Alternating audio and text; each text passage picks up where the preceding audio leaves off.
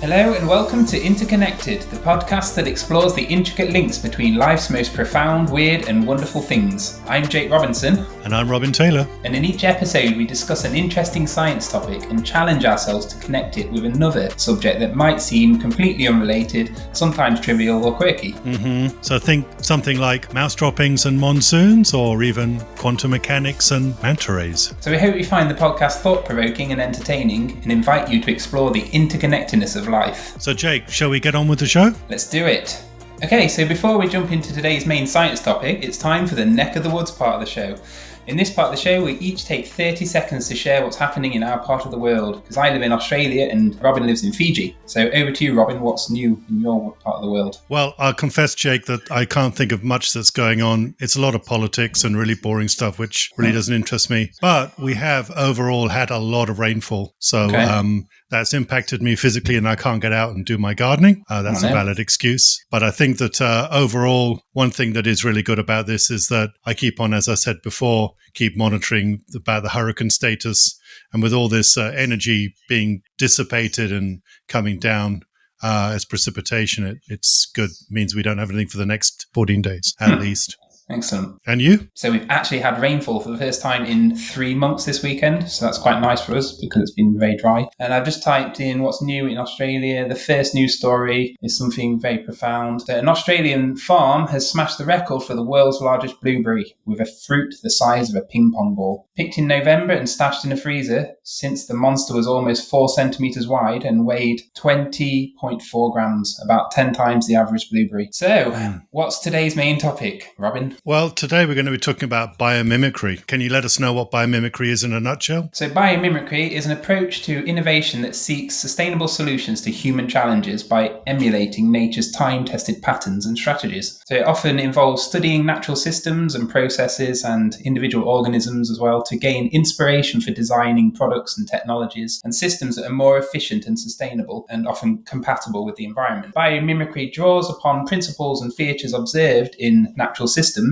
to create innovative designs to solve complex problems across various fields. So, Robin, I know you wanted to talk about the wonders of biomimicry and how the concept in general can improve our lives. So what have you got to say about it today? Yeah, so I think that for me, I first came across it because probably the thing that I was studying the most was evolutionary theory, particularly as it relates to human behavior, but animal behavior in general. And as I was studying it, I came across this interesting idea that people outside of biology were using evolutionary theory. So basically, there were some engineers that were trying to use, and I don't know exactly when it was, but I'm looking up online and I can see that there's some papers that were given in 1999 where what they did is they kind of made a wind turbine and they managed to sort of make this wind turbine blade that you'd use in jet airplanes or things like that. They managed to make it have a variable surface. So they were able to kind of do little pistons inside that could make it expand or contract or twist. And then what would happen is that they would have each of these sort of little levers be related to, for want of a better word, a gene. So they were actually programming in genes and they were just letting evolutionary sort of principles have a go. So that it would be semi-random, but each of the time that they got a better wind flow or a better aerodynamic profile on the actual whole skin of the whole wind turbine blade, they managed to allow that to propagate into the next generation. So they're going through evolution changes and all that sort of stuff. Yeah, right. And apparently they just came up with a... Sorry, is that like computational based, I assume? Like, is it... Totally, like yes. What they call CFD, computational fluid dynamics? Yeah, it could be something like that. I mean, I know it's now been called something like evolutionary computation, so EC well, where they're using it. But in principle, it's this idea that you could sort of like almost a semi-stochastic method where you're basically trying to not figure out from a theory how to design something, but almost just let the process of various iterations with the principle of randomness thrown in there. So you might get something really weird and wacky that you hadn't thought about before from previous theories. And the people at the time said this was a much more efficient way of designing something like that. So that's how I first got into biomimicry and started thinking about it. But since then, I haven't actually followed it that much. Okay. But I have been looking at things where you see lots of examples. So if you look at biomimicry, just put it into a search engine, you'll find lots of examples of, and I'm sure you've got a load of them there, where we've designed things that look like they're something from nature, but we're using the same principles. Here, we spoke in a previous episode maybe about coral reefs and how they're being degraded and how we can actually advance the coral reef construction again by doing things such as building concrete or semi-structures that allow the coral polyps to fit onto that. So we're kind of using those principles. I think we spoke also about even putting in concrete structures that try to emulate what the coral reef would be doing to act as a break against storm surges coming in. Yeah, so with the wind turbines, is this specifically for aircraft, or is it, actual wind turbines that we see in the landscapes as well? At the time, it was for what was in aircraft, but there's no reason why. Yeah, there's no reason why it wouldn't be used for any kind of thing. I just found it fascinating that engineers were having a better time or an easier time or to use evolutionary principles. Theory. Right. And I think that it's one of these things where, I guess if you're into evolutionary theory, people don't seem to understand the power of how these small incremental changes can add up very quickly over time being generations. So that was the thing. So if we look up biomimicry online, and you'll see lots of examples, but I've always focused on the big physical things that are there and not focusing on turbines.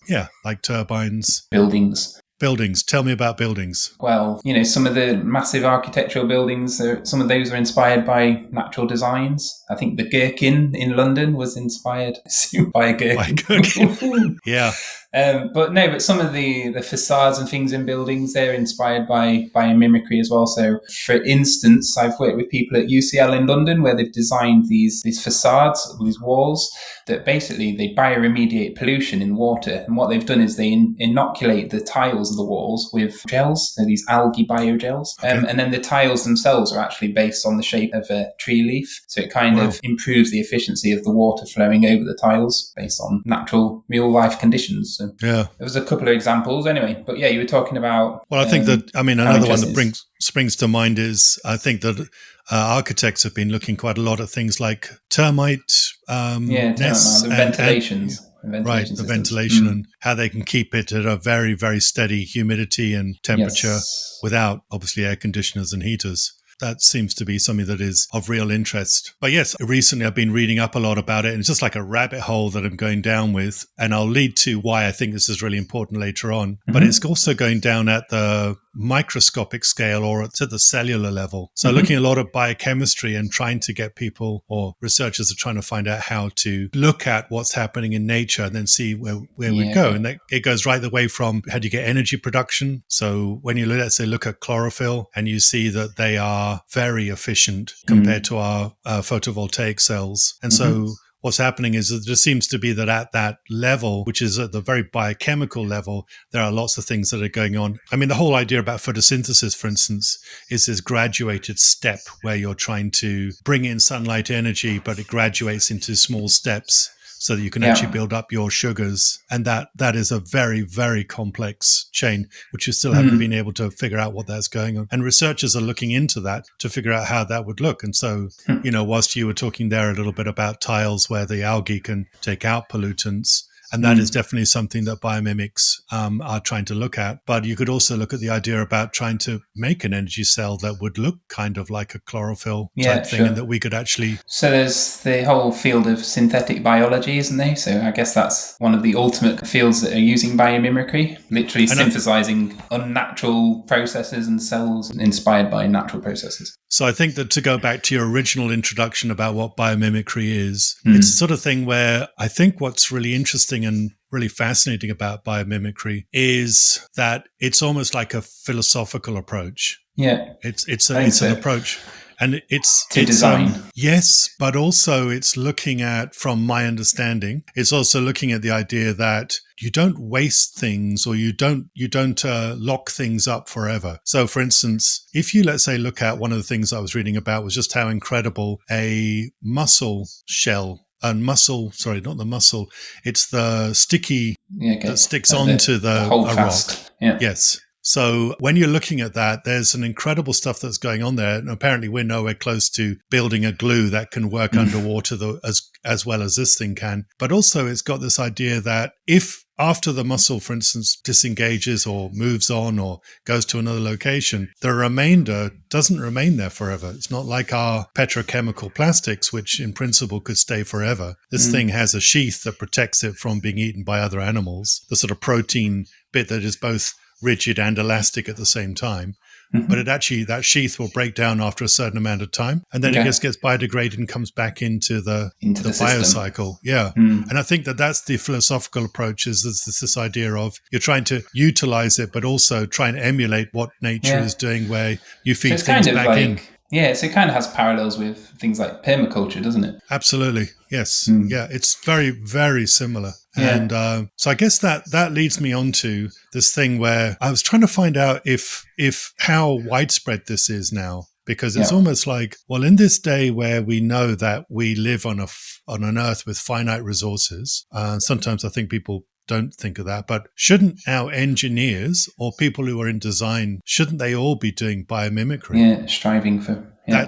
That's the point. And apparently there are some places that do it or they incorporate it, but it's not, I guess my argument is, shouldn't that be a core feature in every design course, that you would take this on board as a foundation and then you could go on to something else? Because it just seems like, that's a much better way of looking at it. I agree. One thing I was thinking of when you were talking about at the cellular level and inspired by natural processes, etc., is there's been a revival in looking at health in general as an ecological concept. And while biomimicry is more to do with, I suppose, inspiring design features, it does have a certain feel about it that's relevant to the concept of health. So if we understand the human body as an ecosystem, etc., and we apply the principles of ecology at the social level, that's a kind of a form of biomimicry. Although we're not mimicking a process necessarily, we're just realizing that we are part of the ecological system ourselves. So it's technically not biomimicry, it's just being enlightened by processes and realizing that humans themselves are another species within that system. Right. So I think you're talking about health in a much bigger and broader sense. And so I guess it's one of those things where health also does come into this idea of looking at, if you just look at just the straightforward physiological health, of course, one of the things that we do need to look at is, that was where biomimicry was looked at first, is that you looked at a lot of pharmacological things that pharmacies use now. And the first place they went to is to look to see what happened in nature. Sure. So let's say looking at quinine from a bark in order to be able to combat malaria and stuff like that. And I guess that's one of the things where now back to that synthetic biology you were talking about, we seem to have abandoned that for a while, but sort of now we're getting back to, through resistance, antibacterial and antiviral resistance building up. I think there's now a renewed interest in trying to go back into the sort of nature's pharmacological closet and see, what we can find from there. And again, we're looking at... I think we just need to better define the distinction between, utilizing something that exists in nature for our benefit because we know that it works, versus spotting some kind of functional process or morphological feature in nature and then borrowing that design to create something new. Is there a distinction between those two things? I think there is, because just because nature comes up with a solution doesn't mean to say that we would actually, that's the best one. I mean, there are certain hurdles in evolution that are hard to get by. So for instance, we know that in many instances having a wheel would be an advantage. And as far as we know, the only places where wheels have been utilized is in some bacterial or plasmodium type flagella, where they've got the equivalent of a wheel onto that. But we haven't found it in any multicellular organisms. Sure. But we know that wheels are good. So of course we would look at something that goes beyond that. But I guess the thing about, let's say to go back to the that's quite funny stuff, actually, because that whole saying of you don't want to reinvent the wheel, whereas technically when we invented the wheel, we actually reinvented the wheel because it was already invented by microorganisms. Anyway, so we did reinvent the wheel when we invented the wheel. But did we know that at the time? So I guess it's one of those things where the thing I like about the biomimicry as it's been presented, it's something along the lines of, it's got this philosophical approach, which I'd never thought about before. Yeah. And the person that seems to have pioneered a lot of this, I mean, not that it hasn't been used before, but has really brought it to the forefront, is a lady called Janine Benus. Okay. And if you look up online, there is something called the Biomimicry Institute, and there seems to be a real move to try and promote this as an approach, as a way of looking at it. And it comes into the things that probably you and I are interested in as well, which is this idea about trying to figure out how we can survive the world that we're coming into with these future shocks that are coming in there, and just Survive to be and nice. thrive. And just to be basically nicer to the other organisms that live on this planet with us. Yes, awesome. So, do you have some weird and wonderful way to... Examples? I was just going to bring in one example that was related to your wind turbine thing. So this is more to do with actual wind turbines in the landscape. The design of wind turbine blades has been influenced by unique characteristics of the humpback whale's fins, particularly their tubercles, which are bumps and ridges on the leading edge of the whale's fins. And so this concept is known as biomimetic design. So tubercles are not smooth but have these small protrusions or bumps along the leading edge. So research has shown that these tubercles help to improve the whale's maneuverability and efficiency in the water. So they disrupt the formation of turbulent vortices, resulting in reduced drag and increased lift, allowing the whale to maneuver more effectively, particularly at low speeds. So I think engineers have actually used those bumps and protrusions on the humpback whale's fins, and I assume they've used it to design better wind turbine blades. So that's a cool example of biomimicry. Yeah, absolutely. And of course, the other place that most of us who ever get onto modern aeroplanes, we can see that from the primary feathers of eagles or raptors. Yep. Where you get the upwing. So the idea of having that also does the same thing where it disturbs the vortices. So that's why you put it into there. Yeah. Yeah, cool. All right. So let's go on to the other part of the episode where we look at this interconnected phase, where we're trying to figure out the biomimetics that we're looking at here and link it to something that may feel very unusual or weird or not immediately obvious. So Jake, do you have anything for us?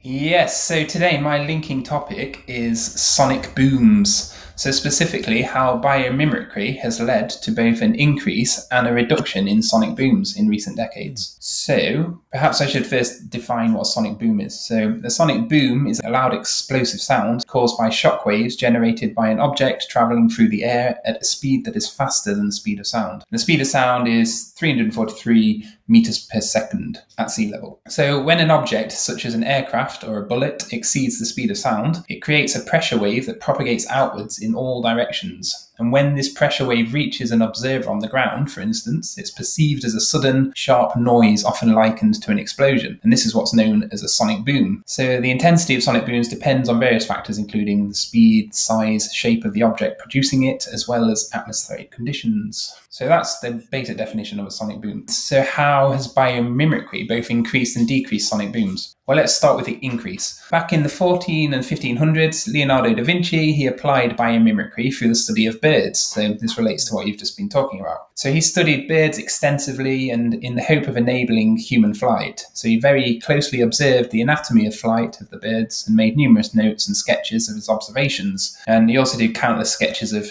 proposed flying machines, or I think one of them was called the ornithopter, which I believe refers to the flapping of wings. So you can think of ornithology, which is the study of birds.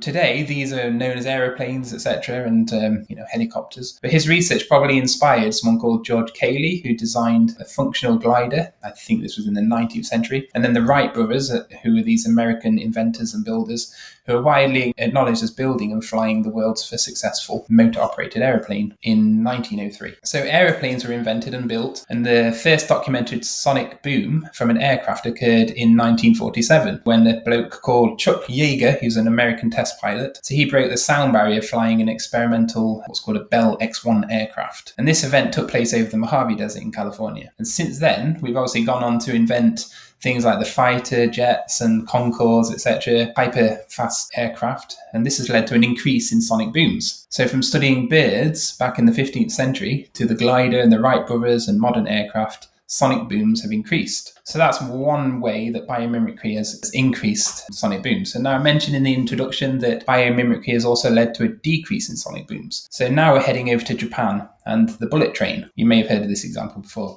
Its first design, the bullet train, it didn't consider how the train's high speed would cause atmospheric pressure waves to build up in front of the train as it passed through the tunnels. Now, this compression wave propagates through the tunnel at the speed of sound, forming a tunnel sonic boom at the exit. So the bullet train is known as the Shinkansen, and Shinkansen trains ran through many tunnels in dense neighborhoods, and the sonic booms were so forceful that residents could hear them at 400 meters away. So for quite a few decades, or quite a few years at least, the local residents were always hearing these massive sonic booms. So the front design of the modern Shinkansen bullet trains, so specifically the nose shape, these are inspired by the kingfisher's beak. Kingfisher are these beautiful birds, group of birds all across the world, and they have these very long and slender beaks, nicely evolved to catch fish in the rivers. So engineers notice that when a kingfisher dives into waters, it does so almost without creating any splash. So this is due to the streamlined shape of the bird's beak, which minimizes disturbance in the water. So applying this principle, so using the concept of biomimicry, they applied this principle to the train design, and the engineers actually created a nose shape that reduced the pressure wave and the noise when the train entered the tunnel at high speeds. So this innovation actually helped reduce noise pollution, and it reduced the sonic booms. It basically eliminated them, along with things like improved energy consumption, stability, and safety. So just to summarize, biomimicry inspired the invention of aircraft, which led to an increase in sonic booms in the world. But biomimicry also inspired an updated design of Japanese bullet trains, which reduced sonic booms in the world. So that's my link. Cool. Interesting. I think I would give it a... Not bad. I wouldn't, not as good as... Not as good as previous ones. I'm going to give it an 8.2. Okay, not too bad. Yeah, I guess it's sort of thing where, I mean, any boy who's drawn jets and all that just knows that you make things needle-like and sinister, and sure. why did it take the kingfisher to? I would have thought that would have been true, interesting, pretty obvious. But look, it is what it is. I know that the U.S. Navy were studying both shark skin and dolphin skins, and found that they had this laminar flow type effect, where because the body can ripple, that I think refers back to the peduncles or the little ridges on the fins of the humpback whale. But that seems to actually allow them to slip through the water a lot better by allowing the body to have micro undulations, the skin to have micro undulations. Because you might intuitively think that would increase drag, wouldn't you? But it obviously reduces it. Yeah, I believe that was one of the things that they brought in from that for those swimming costumes that swimmers used to have back in the 90s, was it? Or 2000s? I think in even running costumes as well. So like in the Olympics, there was one particular Olympics or one particular World Championships where everybody basically beat the world records wearing these suits. Yeah. Yeah. Oh, well. So shark skin's been used to inspire a lot of different applications. I was reading about one where it inspired the design of antibacterial surfaces and a few other things anyway. So obviously people have been inspired by looking at the skin of sharks. Yeah. Shark Week. Who doesn't love sharks and dinosaurs? I like sharks. I like dinosaurs. Yeah. Anyway, so Jake, have you heard anything on the telex from the invisible world? Well, so normally I talk about the positive things in the invisible world and how microbes can benefit our lives and our ecosystems, etc. But this week I'm going to go a bit more morbid and open this story here. So it's Queensland's top doctor wants you to stop saying long COVID following a new study. I'll just read it off. So one of Australia's leading doctors wants everyone to stop using the term long COVID after a new study found the long-term effects of the coronavirus are no different to those of other viruses like the flu. So the study by Queensland Health looked at more than 5,000 Queenslanders who had respiratory illness symptoms from late May to June in 2022. When the Omicron variant had spread across the state. Just under half of those tested positive for COVID-19 on a PCR test, while of the 2,173 who tested negative, just under 1,000 were confirmed to have influenza. The study found that long COVID is a syndrome indistinguishable from seasonal influenza and other respiratory illnesses, with no evidence of increased moderate to severe functional limitations a year after infection. So that's interesting. The findings will be presented at next month's Congress in Spain. The analysis found no evidence that COVID-19 positive adults were more likely to have a moderate to severe functional limitation a year after the diagnosis than symptomatic adults who were negative for COVID-19. So what do you make of that? I think Yeah. balance, there's a bit of a balance to the debate here. Okay, so basically they believe it's time to stop using terms like long COVID. They wrongly imply there is something unique and exceptional about the longer term symptoms associated with this virus. Some experts in the field welcome this study, but not all are convinced. So this is important. So there are likely reasons why persistent symptoms following COVID in this Queensland cohort may be no more frequent than following other viruses, including the predominantly vaccinated cohort and the high frequency of Omicron variants. So these factors are acknowledged by the authors. It is because of these specific factors, as well as inherent limitations of the study methodology itself, that their conclusion that it is time to stop using terms like long COVID is overstated and potentially unhelpful. The absence of evidence is different from evidence of absence. So the author's assertion that long COVID is the same as flu-related post-viral syndrome is not proven, even if long COVID is indeed a post-viral syndrome, which it is apparently. What is certainly true is that pandemic nature of COVID-19 created a huge number of long COVID sufferers, and that this has drawn attention to the problem and given it a name. But we still do not know whether long COVID is physiologically or mechanistically different to other post-viral syndromes. We lack the evidence because it has not been studied properly to date. So I guess what they're saying is that you pick up a kind of long-term syndrome through various viral diseases, and they might all be lumped into the same kind of syndrome, whereas we're kind of classing this as almost like a unique long-term disease because of the hysteria of COVID in the last few years. Either way, people are suffering, so it doesn't make it any less real for those who are suffering from these symptoms, does it? I mean, I certainly remember I don't know what the acronym stands for, but, I had a friend and colleague when I was doing my doctoral stuff who suffered from ME, and she had to drop completely out from, and just, one of these people, okay, that wasn't long COVID, but it probably was something similar. So for me, it feels like maybe the author should be arguing more for, don't we maybe need long influenza? Like in other words, I mean, I think for the people that are actually suffering from these things, it's sort of, I often sometimes get the impression that people who have these long-term effects from it, that some people, let's say workplace colleagues and all that, suggest that they're sort of skiving or they're pulling themselves away from it. And when you actually speak to these people, that's the last thing they hate. They want it to be over. Yeah, they hate that situation. I know I would for sure. I'd absolutely hate not being able to do things and feeling lively and well. So to me, and also, of course, we'd need to look at one study, we need to look at the methodology, blah, blah, blah, blah, blah. But it's an interesting take. It's caught the headlines, hasn't it? Yeah, exactly. Yeah. Shouldn't be dismissed outright. No. But interesting. Okay. Have you heard anything on the Invisible World grapevine or not? No. That my telex machine has gone down. Sorry. It's not been operating since 2000.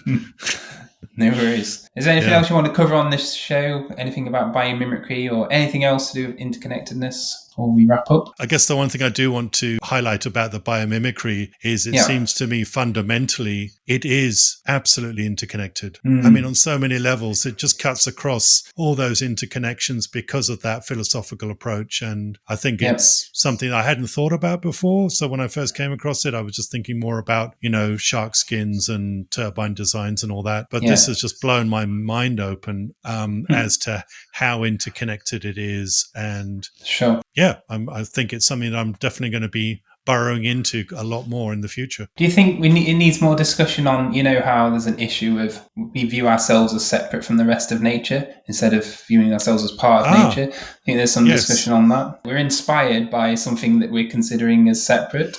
I think it's definitely something to look at. I'd almost like to look at that in two ways.